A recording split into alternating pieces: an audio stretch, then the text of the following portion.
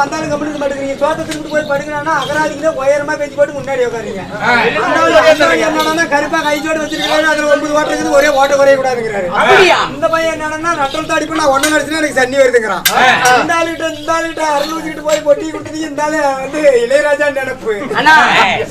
பெரிய மனுஷன் அப்படிலாம் பேசாதா? இதுதான் சரியான சில்லற. குருசாமி யாரு 120 பேத்துக்கு 6 வருஷமா போட்டாங்க. கத்தை வைக்க தெரியல. தொழில்னா அது அக்கறை இருக்கணும்.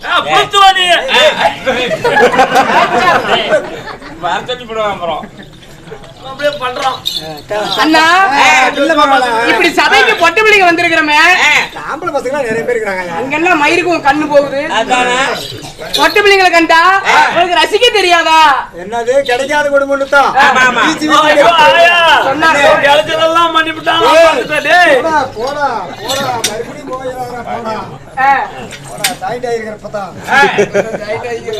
தம்பி.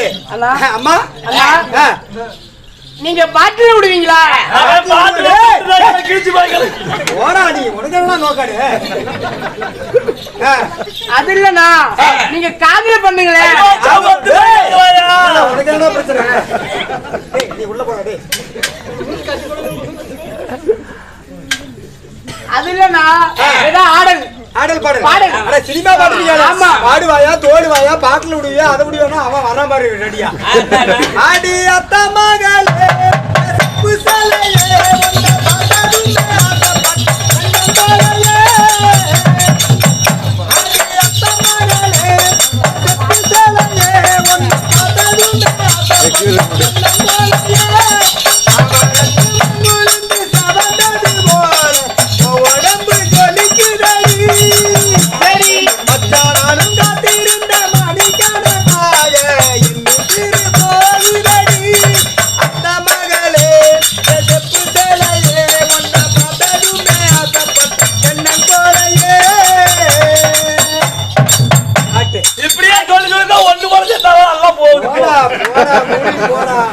ஐயோ, இந்த பாட்டு எனக்கு பிடிக்கலையே.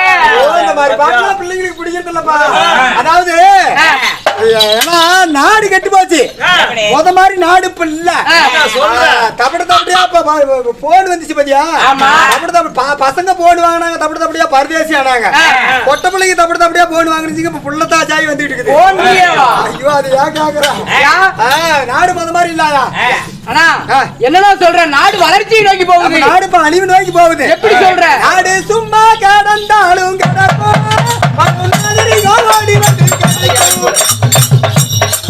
நாடு சும்மா கடந்தாலும் கிடக்கும், ஓடி வந்து கிடைக்கும். உன்னையெல்லாம் படிக்க வச்சு அபிஷேகத்துக்கு நின்று பெத்தவங்க நினைச்சதெல்லாம் அப்போ. உன்னையெல்லாம் படிக்க வச்சு அபிஷேகத்துக்கு நின்று பெத்தவங்க நினைச்சதெல்லாம் அப்போ. இப்போ காசுமார்க்கு என்று சொல்லி சராயிட்டா ஊட்டி தர பெத்தவங்க அனுப்புறாங்க. காசுமார்க்கு என்று சொல்லி சராயிட்டா ஊட்டி தர பெத்தவங்க அனுப்புறாங்க. இப்போ சும்மா கேட்டாலும் கிடக்கும், பல நாகரிகம் ஓடி வந்து கெடுக்கும். நம்முடைய கையை தூக்கி மழையிலிருந்து தண்ணி பார்த்து ஏர் உழுவா போனதெல்லாம் அப்போ. நம்முடைய கையை தூக்கி மழையிலிருந்து தண்ணி பார்த்து ஏர் உழுவா போனதெல்லாம் அப்போ. கிரிக்கெட்டு மட்டை தூக்கி கிரிக்கெட்டு கையை சுத்தி பைத்தியமா வீணாகுது. இப்போ கிரிக்கெட்டு மட்டை தூக்கி கிரிக்கெட்டு கையை சுத்தி பைத்தியமா வீணாகுது. இப்போ சும்மா கிடந்தாலும் கிடக்கும், பல நாகரிகம் ஓடி வந்து கெடுக்கும். அக்கத்துல வாடி வச்சு இக்கத்துல பானை வச்சு தண்ணி தூக்க போனதெல்லாம் அப்போ. அக்கத்துல வாடி வச்சு இக்கத்துல பானை வச்சு தண்ணி தூக்க போனதெல்லாம் அப்போ. பானையெல்லாம் கொண்டு போய் பைப்பு சுத்தி வச்சுக்கிட்டு குடும்பி சண்டை போடுதுங்க. இப்போ பானையெல்லாம் கொண்டு போய் பைப்பு சுத்தி வச்சுக்கிட்டு குடும்பி சண்டை போடுதுங்க. இப்போ சும்மா கிடந்தாலும் கிடக்கும், பல நாகரிகம் ஓடி வந்து கெடுக்கும். சாப்பிடுவேன். அம்மா நாடு எதை நோக்கி போகுது? நாடு வளர்ச்சியை நோக்கி போயிட்டு நாடு இருக்கு. இப்ப அழிவு நோக்கி போயிட்டு இருக்குது. எப்படி சொல்ற? அதாவது அந்த காலத்துல பெரியவங்க எல்லாம் வந்து பிள்ளைங்களை படிக்க வச்சாங்க. என்ன படிக்க வச்சாங்க? நல்லா தூங்குனு அடி வச்சு 8வது பேர் தப்பியா படிக்க வைக்கலாயா? படிக்க வச்சாங்க. பையன் டாக்டர் ஆகணும், ஒரு இன்ஜினியரிங் ஆகணும், ஒரு கலெக்டர் ஆகணும், போலீஸ் அதிகாரி ஆகணும்னு சொல்லி எல்லாம் படிக்க வச்சாங்க. அப்ப நினைச்சுக்கிட்டு அந்த மாதிரி நினைச்சிட்டு படிக்க வச்சாங்க. இப்ப நம்ம நாட்டுல அப்படியே நடக்குது. MBA BA MCom BCom படிச்சவன் தான் டாஸ்மாக் கடையில் சாராய பாட்டில் எடுத்து வித்துட்டு இருக்கான். அவனுக்கு சம்பளம் வேறு 6 மாசத்துக்கு ஒருக்கா ஏத்துவாங்க. அடுப்பு கடையில 1000 வேலையில இருப்பாங்க. பள்ளிக்கூடத்துல பொம்பளைங்க அவங்களுக்கு 6000 சம்பளம் 6000 அதுவும் பர்மனன்ட் கிடையாது. இப்ப நாடு இப்ப அழிவு நோக்கி போகுதா வளர்ச்சி நோக்கி போகுது? அழிவு தானா? சரி அது ஒரு பக்கம் விடு. அந்த காலத்துல எங்க தாத்தா காலத்துல காலங்காத்தால 6 மணிக்கு ஏறு கலப்பி எடுத்து தோல் மேல வச்சாருன்னா சாயந்தரம் 6 மணி வரைக்கும் ஏறு போட்டு பாரு உழுதுட்டு களை கொத்திட்டு வந்துட்டு இருந்தாங்க. இப்ப நம்ம பசங்க நம்ம பொண்ணு பையனுக்கு களை கொத்துனா என்னன்னு தெரியாது. அவன் எப்படா பள்ளிக்கூடம் 6வது பெரிய சாகுவாங்க, 3 நாளைக்கு லீவ் விடுவாங்க. கிரிக்கெட் மட்டும் எடுத்து போய் ஓட்டர் காட்ட மட்டம் பண்ணிட்டு வந்துடுறாங்க. 9 கலப்பு போட்டு ஓட்டர் காட்ட 5 கலப்பு போட்டு ஓட்டுற மாதிரி பண்றாங்க. அப்படியா? இது நாடு அழிவு நோக்கி போகுதா வளர்ச்சி நோக்கி அழிவு போகுதா? தானா? சரி இது ஒரு பக்கம் விடு. அந்த காலத்து பெண்களை பாத்துக்கிறியா? அந்த காலத்து பெண்கள் எல்லாம் பின்னாடி கொசவனு கட்டிக்கிட்டு ரொம்ப வெயிட்டா இருக்குமே. என்ன பின்னாடி பானை பண்ற கொசவனு இல்ல, பின் கோசம் வச்சு கண்டாங்கி சிலையை கட்டிக்கிட்டு நெத்தி நிறைய பொட்டை வச்சுக்கிட்டு ரவுண்டு கொண்டை போட்டுக்கிட்டு அதுல 2 முள்ள மல்லிகைப்பூ சுத்திக்கிட்டு 1/2 கிலோமீட்டர் 1 கிலோமீட்டர் தூரத்துல இருந்து தண்ணி தூக்கிட்டு வருவாங்க. அதை பாக்குறதுக்கு இன்னும் 2 கண்ணு 2 கண்ணு வேணும். அவ்வளவு அழகா இருக்கு பாக்குறதுக்கு. நம்ம ஊர்ல நம்ம பொம்பளைங்க அப்படியே தண்ணி பைப்பிட்டு பண்றாங்க. ஒரு 20-30 பேர் ஒரு தண்ணி பைப்பிட்டு ஒண்ணு சேர்த்து பொம்பளைங்க 2 கூட பிடிப்பாடி வரன்னு சொல்லி 4 கூட பிடிப்பான். 4 கூட நீ 4 கூட பிடிச்சாடி வரைய கூட்டுக்காரன் கூட்டிட்டு ஒரு 10 கூட எடுத்து வச்சுக்குவான். ஒரு 40 உருப்படி பொம்பளைங்க அங்க சேர்ந்துக்கிட்டு சண்டை பண்ணுவாங்க பாரு தண்ணி பைப்பு கிட்ட. அது தண்ணி ஒரு பக்கம் தண்ணி கீழே போயிட்டு இருக்கும், குடம் ஒரு பக்கம் கிடக்கும், இவங்க சண்டை பண்ணிட்டு இருப்பாங்க. அந்த சண்டையில் தான் யாருகிட்ட போனாங்க மேட்ரு வரும். உனக்கு தெரியும். நான் 2 வருஷம் எடுத்து போய் தண்ணி பைப்பு விட்டு நின்னுக்கிறேன். எதுக்கு தண்ணி பிடிக்குமா? அவங்க எங்க போறாங்க நமக்கு தெரிஞ்சா நாம போறதுக்கு ஈஸியா இருக்கும்ல. இந்த மாதிரி மட்டும் சொல்ல மாட்டேன். அண்ணா போனால் போகட்டும். ஓய் நாடு எப்படி போனா நமக்கு என்ன? நாடு போறதும் நாமளும் போயிடலாம். அப்படியா? போனால் போகட்டும். அப்படியாக இருந்த போதிலும் இந்த சிறுசபை நாடி நான் வந்துள்ள வேளையில் இங்க யார் யாரெல்லாம் அமர்ந்து இருக்காங்க? ஆம்பளைங்க பொம்பளைங்க அரியா பிள்ளைங்க கேட்டுக்கிட்டுங்க. அப்படியா? அன்பும் பண்பும் நிறைந்தோரும் அறிவினால் நாட்டில் சிறந்தோரும் கானத்தை இசையன் அமைப்போரும் கவிதையை மலையென பொழிவோரும் இப்பூமியில் பிறந்த நாம் எல்லோரும் இறைவா என்று சொல்லக்கூடிய நன்னூல் புத்தகங்களை கற்றுணர்ந்த குரு பெரியோர்கள் அமர்ந்துள்ள இந்த சீர்திருத்தப்பட்ட சிங்கார பொன்மேடைக்கு இந்த சிறுவனுடைய சிரம் தாழ்த்தப்பட்ட வணக்கத்தை தெரிவித்துக் கொள்கிறேன்.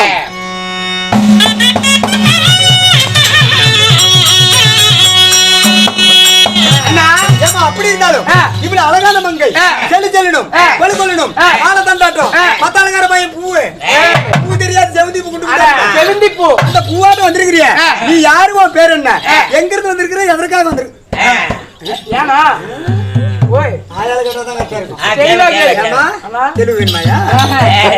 உங்க அப்பா பக்கத்துல இருக்கிறாரு கம்மன்றி அப்புறமே கேளு அம்மா அண்ணா ஆமா நானும் பாக்குறேன் பொட்டு வைக்கிறாங்க ரைட்டு சரி இந்த இடத்துல ஒரு பொட்டு வைக்கிறாங்க அழகா அது என்ன பொட்டு அதுதான் மங்கை பொட்டு இந்த வாக்குல வைக்கிறாங்களா அது கங்கை பொட்டு அது எதுக்கு அது வந்து கல்யாணம் ஆயிடுச்சு தெரியறதுக்காக கணவருக்காக வைக்கிற பொட்டு கங்கை பொட்டு கங்கை பொட்டு என்று அதாவது பொட்டு என்று சொல்லக்கூடிய கல்யாணம் பண்ணிட்டு நானு அப்படின்னு காட்டுறதுக்காக அங்க ஒரு பொட்டு இந்த நடுவுல வெள்ளையா இருக்கிறாங்களா அதுவா மேலேயே ஒரு பொட்டு வச்சிட்டோம் கீழே ஒரு பொட்டு வச்சிட்டோம் நெத்தி சென்டர்ல சும்மா இருக்குது இல்ல அதனால நடுவுல ஒரு பொட்டு அப்படி இழுத்துக்கிறது அழகுக்கு வைக்கிற பொட்டு சொன்னாங்க அது அப்படித்தான் நினைச்சிட்டு இருக்கிறாங்க ஆம்பளைங்க அது அழகுக்கு வைக்கிற பொட்டே கிடையாது ஏன் வைக்கிறாங்கன்னா அதுதான் கள்ள புருஷனுக்கு வைக்கிற பொட்டு இப்படிதான் வெள்ளாட்டி வளத்துல சரியான கூட்டம் சொல்லிவிட்டேன் 7-8 பொம்பளைக்கு போட்டுட்டு தேய்க்கிறாங்க நெத்தியா ஏதோ பொம்பளை வாத்திக்கார அப்படி சொல்லிவிட்டா நாம வேற வெள்ளையா எடுத்து வச்சிருக்கிறோம் நம்ம வீட்டுக்கார அறமாதையில் திரியறானே பார்த்தானா ஊதி ஊனு உடிப்பிடானேன்னு நினைக்கிறாங்க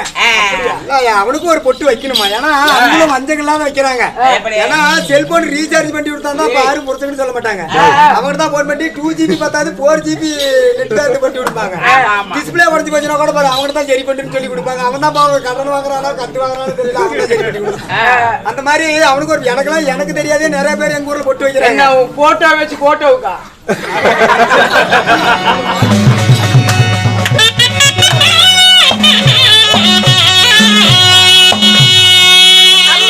செப்பு சீலையலகி செதுரே பொட்டலகி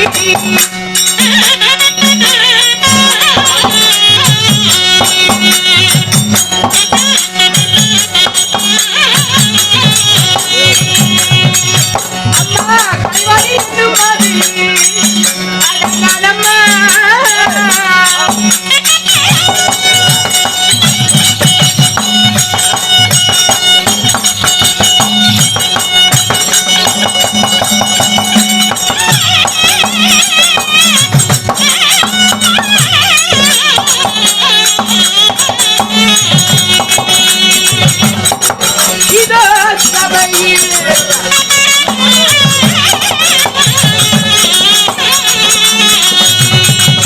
அம்மா கைவாணி என்னும் மாதிரி அடனம்மா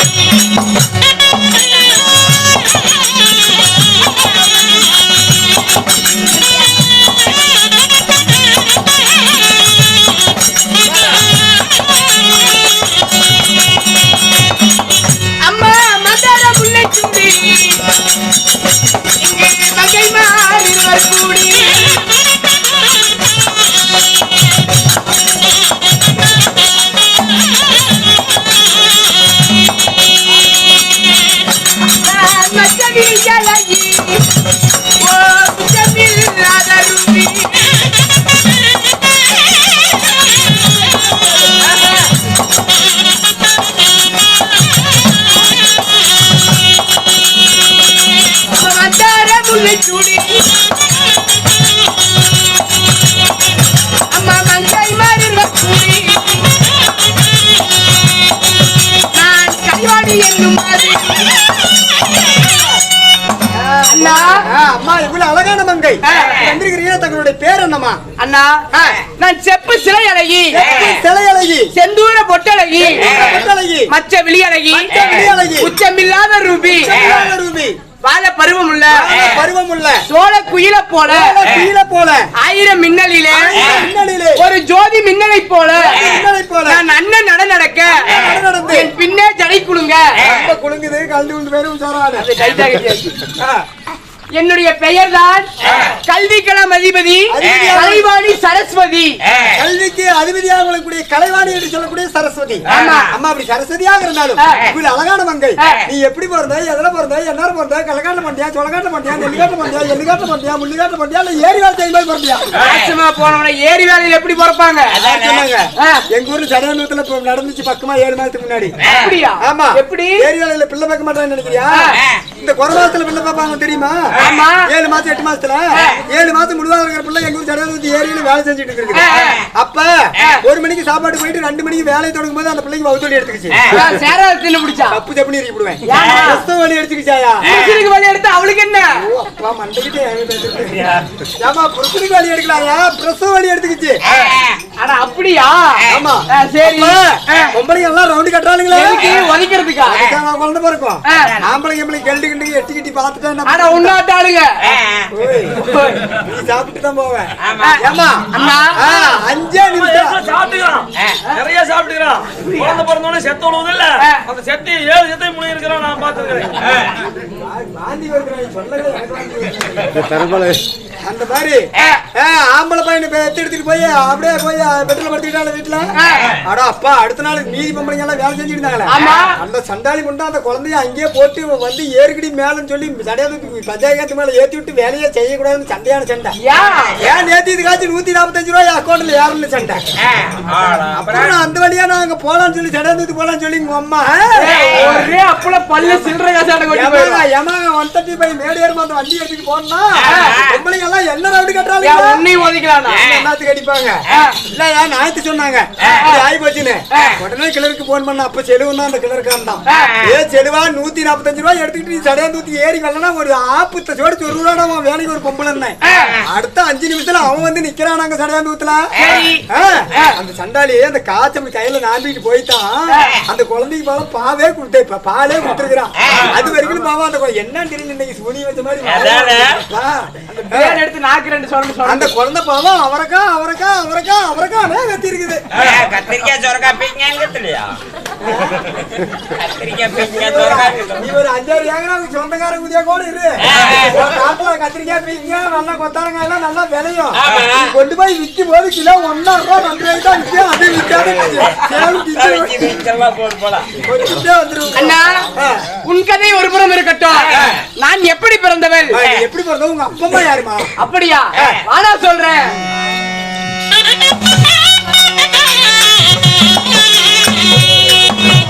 அம்மா தேவாதி தேவர் கூடி, அம்மம்மா தேவர் கூடி,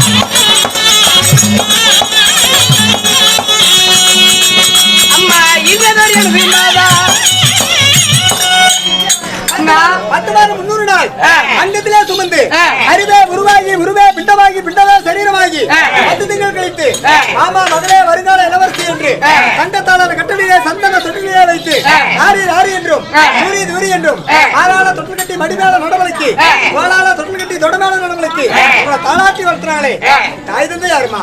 அப்படியா அண்ணா, உன்னை போல ஒரு ஆணுக்கும் பெண்ணுக்கும் பிறந்தேனா? நான் பிறந்த விதமே தனி. நீ எப்படிமா பிறந்த? எப்படி என்றால் அது ஒரு காலத்தில் தேவர்களும் அசுரர்களும் ஒன்று கூடி தேவமிருதம் கிடைக்கிறாங்க. தேவர் அமிர்தம் கிடைக்கிறாங்க. ஆமா, யார் யாரு? தேவர்களும் ஒரு பக்கமும் அசுராதிகள் ஒரு பக்கமும் தேவமிருதம் கிடைக்கிறாங்க. தேவமிருதம் கிடைக்கிறதுனா எப்படி? திருப்பார் கடலை ஒரு பாண்டமாகவோ, மந்திரகிரி மலையை ஒரு மத்தாகவோ, வைத்து சந்திரனை ஒரு தூணாக நிறுத்தி ஆதிசேஷன் என்று சொல்லக்கூடிய நாகத்தை அணை கயிறாக வைத்து தேவர்கள் ஒரு புறமோ தேவர்கள் ஒரு பக்கமும் அசுராதிகள் ஒரு புறமோ மாறி மாறி தேவமிருதம் கிடைக்கிறாங்க. அமிர்தம் கிடைக்கிறாங்க. ஆமா, அந்த அமிர்தத்தில் அந்த தேவமிருதத்தில் நாங்களோ 60,000 பெண்கள் பிறந்தோம்.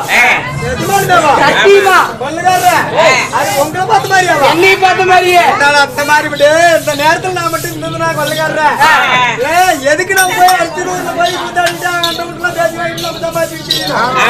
மாதிரி 4 டிக்கெட் கொண்டு போய் விநாயக ஆஸ்பத்திரி முன்னாடி நம்ம ரூம் இருக்குது இல்ல, உள்ள விட்டு இதுக்கு 300 இதுக்கு 350 இதுக்கு 450 இதுக்கு வெறும் 75 ஒரு டீ பண்ணி இருந்தாலே போதும். ஒரு ஆட்டோக்கு 2 ஆட்டோ வாங்கி விடலாம். புளிய மரத்தில் அடிக்கிறோம். ஆட்டோ வாங்குறோம்னா புளிய மரத்துல தான் இருக்கலாம். இந்த மாதிரி சம்பாதிச்சா அப்படித்தான். யார் சொன்னாங்க? எங்க ஊர் விநாயக ஆஸ்பத்திரி கம்பி தேடுறவங்களாம் இப்ப கட்டடமா கட்டிட்டு இருக்கிறான். ஆமா, நீ தானே திருடுனியா? அண்ணா, அப்படி 60,000 பெண்கள் பிறந்திருந்தாலும் அந்த 60,000 பெண்களிலே நானும் ஒருவள். 60,000 பெண்களிலே தாங்களும் ஒருவள். கலைவாணி சரஸ்வதி, கலைவாணி என்று சொல்லக்கூடிய சரஸ்வதி. அப்படி நான் பிறந்தாலும் 16 வயது நிறைந்த பருவமங்கை ஆகிவிட்டேன். பருவத்துக்கு வந்துட்டியா? ஆமா. அப்படின்னா மாட்டாஸ்பத்திரியில் போய் ஒரு செலவு சோட்டு போட்டுக்க.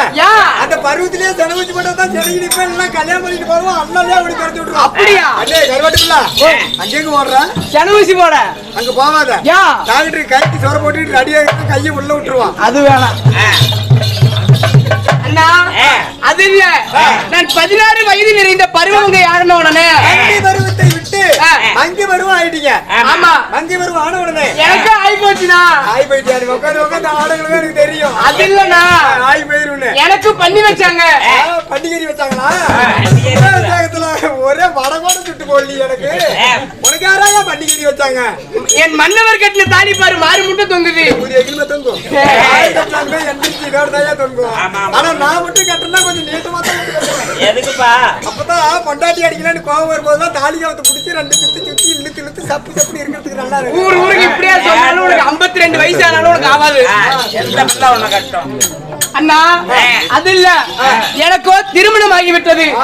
கல்யாணம் ஆயிருச்சு. ஆமா. இந்த தாலிக்கு சொந்தக்காரர் யாருமா? சத்திய லோகத்தை ஆண்டு வரக்கூடிய தாலி சொந்தக்காரர் சட்டி எடுத்து தெரியுறாங்க.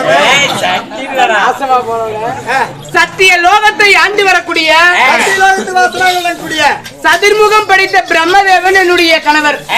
அவரு அவங்க வீட்டுக்காரரு? அவரேமா? அப்பா அவரு சரியான கோபக்காரராச்சா? ஆமா. ஏமா சத்தியலோகத்து பார்த்த சதுர்முகம் படித்த பிரம்மதேவனை திருமணம் செய்து எக்குரிய மிலாபடிக்கு சத்தியலோகத்திலே வாழ்ந்து வந்தாலும் இவ்வளவு அழகான மங்கை. ஏமா குழந்தை குஞ்சு ஏதாவது? குழந்தை குஞ்சியா? சரி, குழந்தைன்னா என்ன அப்படின்னா என்ன? குழந்தைன்னா இப்படி வெளியே உட்காந்து இப்படி கூட்டு பாத்துட்டு இருக்கு பாத்தியா? இதுதான் குழந்தை. குஞ்சுன்னா 7 மாசம் 8 மாசம் 6 மாசம் முழுவாக பாத்துக்கிட்டு இருக்காங்க பையா. ஆமா, அந்த வயிற்றுக்குள்ள இருக்குது, அதுதான் குஞ்சு. உனக்கு ஏதாவது? ஆமாண்ணா. 3 மாசம் குஞ்சு இருக்குதா? என்ன 3 மாசம்? அண்ணா, எனக்கோ 4 பேரு, 4 பிள்ளைங்களை பெத்துட்டேன். என்னப்பா என் பக்கத்து வீட்டுக்கார முன்னாடி ஒண்ணு தான் பெத்தான். தக்கன் 2 ஒரே இடத்துலயே பாக்கிறதா இருக்குது. தக்கன் நாரதன் என்று 2 ஆண் குழந்தைகள், சிக்தி புக்தி என்று 2 பெண் குழந்தைங்க. இப்படி 4 பிள்ளைகளை பெற்றெடுத்து சீரும் சிறப்புடனே வாழ்ந்து வந்தாலும் இன்று எனக்கு என்ன வேலை? என்னுடைய காலையில் எழுந்த உடனே ஆமா நான் சொல்றது இருக்கட்டும். என்னை தேடி நீ வந்திருக்கிறிய, இங்க உனக்கு என்ன வேலை? நான் என்னமா வேலை செய்யறேன், என்னமா என்ன கேக்குறேன்? என்னென்ன வேலை செய்யறவங்களுக்குலாம் ஒண்ணும் இல்லையா? ஆமா, நான் எந்த வேலையில காலையில எந்திரிப்பேன், கல்ல குடிச்சிட்டு வந்து கவுந்து படுத்துக்குவேன். சரி. சாயங்காலம் எந்திரிப்பேன், ஜாராய கடை பக்கமாவும் ஜாராயத்தை குடிச்சிட்டு வந்து சாந்தி படுத்துக்குவேன். ஆமா, இதுக்கெல்லாம் காசு என்ன பண்ற? பொண்டாடி விநாயகர் ஆஸ்பத்திரி ஹைடெக்ல வேலையை ஜாயின் பண்ணி விட்டேன். நர்ஸா? நர்ஸ் பிள்ளைய கல்யாணம் பண்ணிச்சுன்னா நான் 6 வருஷத்துக்கு முன்னாடி கரூர்கார பிள்ளை நம்பூர் பெருமா கோயில்ல காலில் வந்துட்டு கஞ்சிச்சு. கால் செயினை கழட்டாத அப்புறம் பண்ற பிள்ளைய கூட்டிட்டு போயிடா, கால் செடியா கழட்டுவாங்க. நீ கழுத்தால கழட்டி கல்யாணம் பண்ணிக்க சொல்லியாயா? அந்த பாவனாவே இன்னமும் அடிச்சுக்கிட்டு. ஒரு வேலை டாக்டரா இருக்குமா? டாக்டர் கல்யாணம் பண்ணா நான் பண்ற செடிங்களா வேச ஊசி போட்டு கொண்டு வேற ஒண்ணு கூட்டிட்டு ஓடி போயிருவா. எம்டியா? எம்டி இல்ல, எஸ்எஸ்ஆர் இல்ல, ஹவுஸ் கீப்பிங் வேலை. அப்படின்னா பாத்ரூம் கூட்டி கழுவுற வேலை. நாசமா போறவன். அதுக்கு எவ்வளவு சம்பளம் வரப்போகுது? 3500 ரூபாய் சம்பாதிக்கிறாயா? 3500 குடிகாரா அந்த 3500 ரூபாய் ஒரு நாள் நீ எனம்புல சஞ்சய் தாபால உட்காந்து குடிச்சாலே பூரா போயிருமே. 3000 ரூபாய் உனக்கு எதுக்கு ஆகும்? அங்க 3000 நம்ம தராங்களா? நைட்லயே தான் வேலைக்கு பாரா. ஆனா என்ன வேலை அங்க போய் செய்யறான்னு இன்னும் என்னால கண்டுபிடிக்க முடியல. மாத்தம் 40,000 35,000 சாணி அங்க கையில கொடுத்துற வேணும்னா உங்க கூட்டுக்காரி எல்லாம் கூட்டிட்டு வாங்க, ஜாயின் பண்ணிடுறேன்.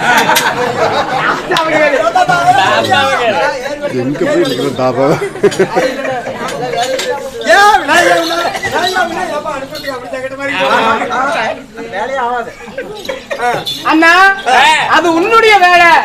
என்னோட வேலை என்ன தெரியுமா? காலையில இருந்து உடன் காலை கடன்களை முடித்து விட்டு குளித்து நீராடி விட்டு அந்த வனத்திற்கு சென்று மலர்களை பறித்துக் கொண்டு நல்ல பூக்களை எடுத்துக்கிட்டு பூக்களை எடுத்துக்கொண்டு என்னுடைய கணவரின் பாதத்தை காண்பது வழக்கம். கணவனையே கண் கண்ட தெய்வமாக மதிக்கிறார்கள் கற்புடை பெண்கள் என்பார்கள். கணவன் பேரை கூட வாயால சொல்ல மாட்டாங்க. அப்பீத்து பொம்பளைங்க இப்ப அப்படியே நடக்குது. எங்க கூட்டுக்காரனு பொட்டிக்காரனு போய் பொட்டிக்காரன் அந்த கேடு கேக்குறேன். என் கூட்டுக்காரன் மாத காலம் எங்கேயாவது மாதிரி பணமரத்து கடையில் நின்றுட்டு இருப்பாங்க. அந்த மாதிரி மாறி போச்சாயா? அண்ணா, என்னுடைய கணவரை சந்திக்க வேண்டும். போகலாமா? வாங்க போலாம்.